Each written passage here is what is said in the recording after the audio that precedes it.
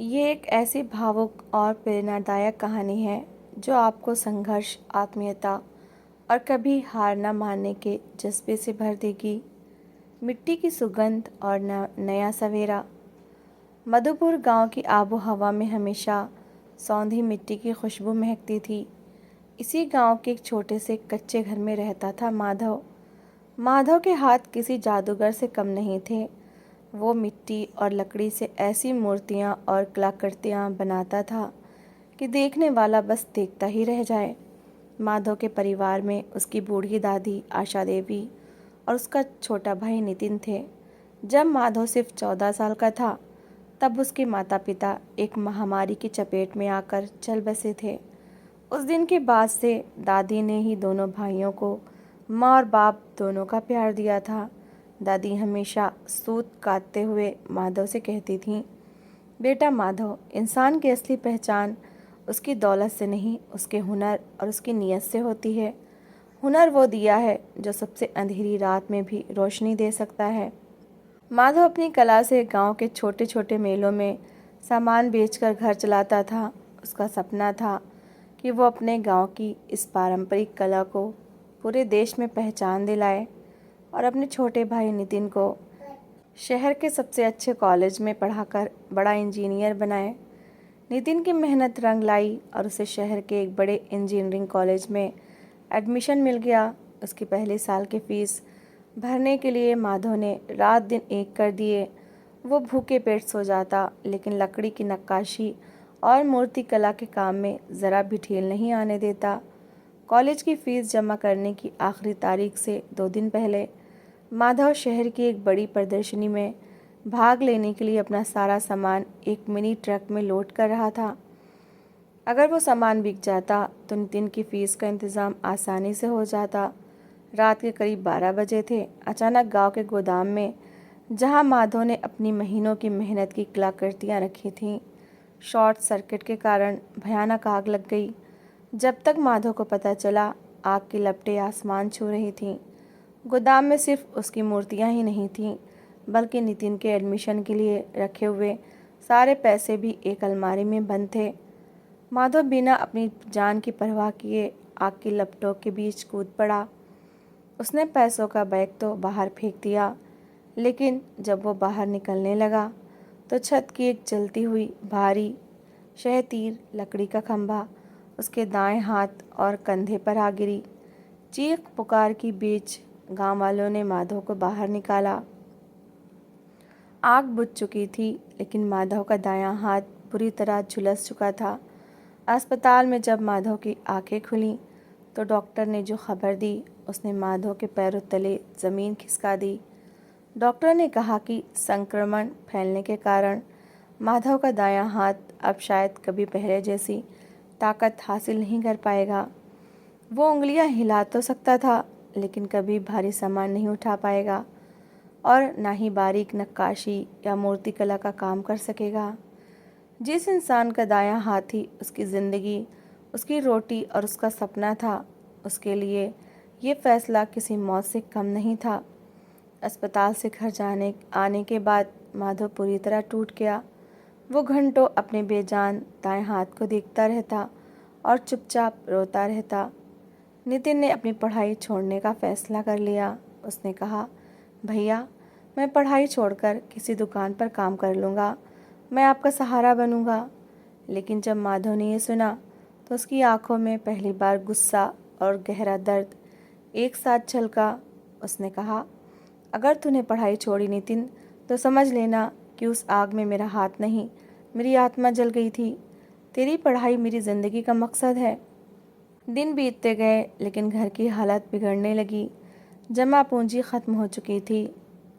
नितिन शहर में आधा समय पढ़ाई करता और आधा समय वेटर की नौकरी करके किसी तरह अपना खर्च चलाता।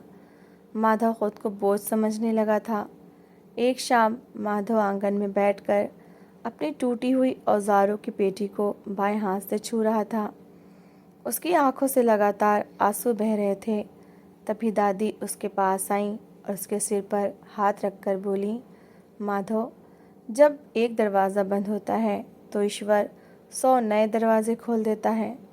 लेकिन हम बंद दरवाजे पर इतनी देर तक रोते रहते हैं कि हमें खुले हुए रास्ते दिखाई ही नहीं देते।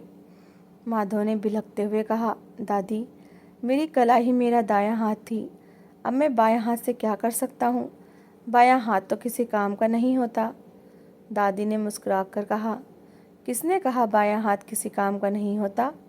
हाथ सिर्फ जरिया है माधव, कला हाथ में नहीं, इंसान की सोच और उसकी रूह में होती है। जब तक तेरी सांसें चल रही हैं, तेरा हुनर मरा नहीं है। उठ और अपने बाएं हाथ को अपना दायां हाथ बना। दादी के इन शब्दों ने माधव के अंदर सोई हुई राख में एक चिंगारी सुलगा दी। उसने उसी रात अपनी आंखें पोंछीं और कसम खाई कि वो लाचार बनकर नहीं जिएगा।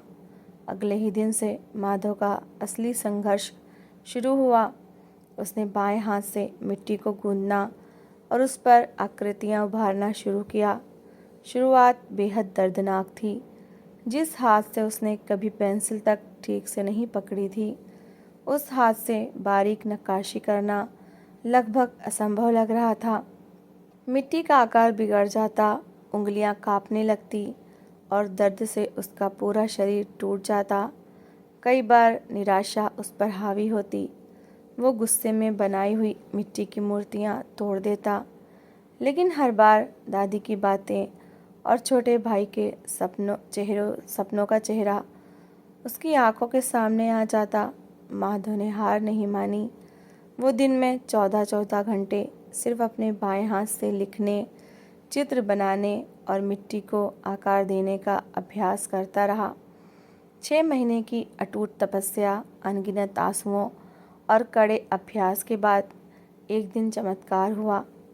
उसके बाएं हाथ की कांपती उंगलियों में वही ठहराव और जादू वापस आने लगा जो कभी उसके दाएं हाथ में हुआ करता था। उसकी नई बनाई गई मूर्तियों में एक अलग ही दर्द, गहराई और जीवंतता नजर आने लगी थी। उसी दौरान गांव में एक छोटा सा अनाथ लड़का था, सोनू। सोनू के माता पिता नहीं थे और वो गांव की गलियों में बेकार घूमता रहता था। माधव ने सोनू को अपने पास बुलाया और उसे मिट्टी से खिलौने बनाना सिखाना शुरू किया। माधव को एहसास हुआ कि गांव में ऐसे कई बेरोज़गार युवा और महिलाएं हैं जिनके पास हुनर तो है, लेकिन मार्गदर्शन और सही बाजार नहीं है। माधव ने सोचा, अगर मेरा एक हाथ टूटकर भी मुझे नया रास्ता दिखा सकता है, तो क्या मैं इन बेसहारा लोगों के हाथों को हुनरमंद नहीं बना सकता? माधव ने गांव की महिलाओं और युवाओं को मिलाकर एक छोटा सा समूह बनाया। उसने उन्हें हस्तशिल्प और माटी कला के बारीक गुर सिखाने शुरू किए। दायां हाथ कमज़ोर था, लेकिन माधव अपनी सोच और बाएं हाथ के हुनर से उन सभी का मार्गदर्शन करने लगा। 3 साल बीत गए। नितिन की इंजीनियरिंग पूरी होने वाली थी। उसी समय राज्य सरकार ने राज्य के सबसे बड़े राष्ट्रीय हस्तशिल्प महोत्सव की घोषणा की। इसमें देश विदेश से बड़े बड़े खरीदार और कलाकार आने वाले थे। माधव और उसके गांव के समूह ने इस प्रदर्शनी में भाग लेने का फैसला किया। माधव ने पिछले 1 साल से बाएं हाथ से बनाई गई अपनी सबसे बड़ी और ख़ास कृति तैयार की थी। राख से उठता फिनिक्स, एक ऐसा पक्षी जो अपनी ही राख से दोबारा जीवित हो उठता है। ये कलाकृति उसने लकड़ी और मिट्टी के मिश्रण से बनाई थी, जो इंसान के संघर्ष और अदम्य साहस का प्रतीक थी। प्रदर्शनी का दिन आया। शहर के बड़े हॉल में देश भर के नामी ग्रामी कलाकारों की कलाकृतियाँ सजी हुई थीं। माधव के स्टॉल पर भी गांव के लोगों द्वारा बनाए गए सामान और उसकी वो ख़ास मूर्ति रखी हुई थी। शुरुआत में लोग बड़े बड़े ब्रांड्स और सजावटी स्टॉल्स की तरफ आकर्षित हो रहे थे। माधव के साधारण स्टॉल को देखकर कुछ शहरी व्यापारियों ने उसका मजाक भी उड़ाया। एक व्यापारी ने कहा, गांव के अनपढ़ लोगों का बनाया सामान यहाँ कौन खरीदेगा? माधव शांत रहा। उसने मुस्कुराकर सिर्फ इतना कहा, साहब, सामान नहीं, हमारी मेहनत और हमारा आत्मसम्मान बिकने आया है। समय सब बताएगा। दोपहर होते होते अंतर्राष्ट्रीय कला चयन समिति इंटरनेशनल आर्ट सिलेक्शन बोर्ड के मुख्य अतिथि, जो विदेश के एक बहुत बड़े कला पारखी थे, प्रदर्शनी का मुआयना करने आए। जब वो माधव के स्टॉल के सामने से गुजरे तो उनकी नज़र राख से उठता फिनिक्स पर जाकर टिक गई। उस मूर्ति की एक एक रेखा में गहराई, दर्द और एक असीम ऊर्जा साफ झलक रही थी। मुख्य अतिथि ने रुककर माधव से पूछा, इस मूर्ति में अद्भुत जीवंतता है। इसे किसने बनाया है और इसे बनाने वाले ने क्या सोचकर बनाया है? माधव ने अपनी सरल भाषा में अपनी पूरी कहानी सुनाई। आग का भयानक हादसा, दायां हाथ बेकार होना, दादी की सीख, बाएं हाथ का 3 साल का कड़ा संघर्ष और गांव के बेसहारा लोगों को आत्मनिर्भर बनाने का सपना। कहानी सुनते ही पूरे हॉल में सन्नाटा छा गया। मुख्य अतिथि की आंखों में नमी आ गई। उन्होंने माइक हाथ में लिया और पूरे महोत्सव के सामने घोषणा की, सच्ची कला केवल औजारों से नहीं बनती, वह इंसान के संकल्प और आत्मा से जन्म लेती है। इस महोत्सव का सबसे सर्वश्रेष्ठ पुरस्कार बेस्ट आर्टिस्ट अवार्ड किसी बड़े ब्रांड को नहीं, बल्कि माधव और उनके गांव के इस स्वयं सहायता समूह को जाता है। पूरा हॉल तालियों की गड़गड़ाहट से गूंज उठा। माधव के गांव के लोगों की आंखों से खुशी के आंसू बह निकले। उस अंतर्राष्ट्रीय कला पारखी ने माधव की वो मूर्ति करोड़ों रुपए की बोली में एक अंतर्राष्ट्रीय संग्रहालय के लिए खरीद ली और गांव के समूह के साथ कई बड़े निर्यात अनुबंध, एक्सपोर्ट कॉन्ट्रैक्ट्स पर हस्ताक्षर किए। उसी दिन शाम को नितिन अपने कॉलेज की डिग्री हाथ में लिए अपने दीक्षांत समारोह के तुरंत बाद सीधे महोत्सव वाले मैदान में पहुंचा। जब उसने अपने भाई के गले में सोने का तमगा देखा तो वो रोते हुए माधव के पैरों में गिर पड़ा। नितिन ने कहा, भैया, मेरी डिग्री और मेरी सफलता कुछ भी नहीं है उस तपस्या के आगे जो आपने मेरे लिए की है। आप मेरे असली हीरो हैं। माधव ने बाएं हाथ से अपने भाई को उठाया, उसे कसकर गले से लगाया और कहा, नितिन, जब तक इंसान की सोच और उसके हौसले जिंदा हैं, तब तक दुनिया की कोई भी ताकत उसे हरा नहीं सकती। कहानी की सीख और संदेश। आज मधुपुर गांव की तस्वीर पूरी तरह बदल चुकी है। उस गांव में अब माधव हस्तशिल्प संस्थान नाम की एक बड़ी संस्था है, जहां सैकड़ों दिव्यांग, अनाथ और गरीब युवाओं को मुफ्त में हुनर सिखाया जाता है।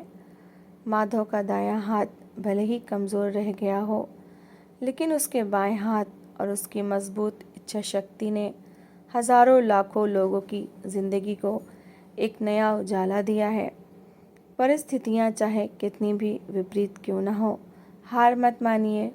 ज़िंदगी जब एक रास्ता बंद करती है तो कई नए रास्ते तलाशने की हिम्मत भी हमें ही जुटानी होती है। आपकी कमज़ोरी ही आपकी सबसे बड़ी ताकत बन सकती है। हमारी शारीरिक या आर्थिक सीमाएं हमें तब तक नहीं रोक सकती जब तक हम खुद अपने मन से हार स्वीकार न कर लें। सफलता वही है जो दूसरों के जीवन में भी बदलाव लाए। खुद आगे बढ़ने के साथ साथ दूसरों का सहारा बनना ही सबसे बड़ी इंसानियत और सच्ची कामयाबी है। तो दोस्तों, इस कहानी को लेकर आपकी क्या राय है? कमेंट सेक्शन में अपनी राय ज़रूर शेयर करें। और अगर आपको हमारी आज की कहानी अच्छी लगी हो तो प्लीज़ इसे लाइक शेयर ज़रूर करें और ऐसी ही emotional, suspense, family story, love story, motivational story को सुनने के लिए मेरे चैनल को सब्सक्राइब ज़रूर करें।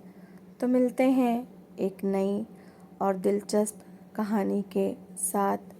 Thanks for watching.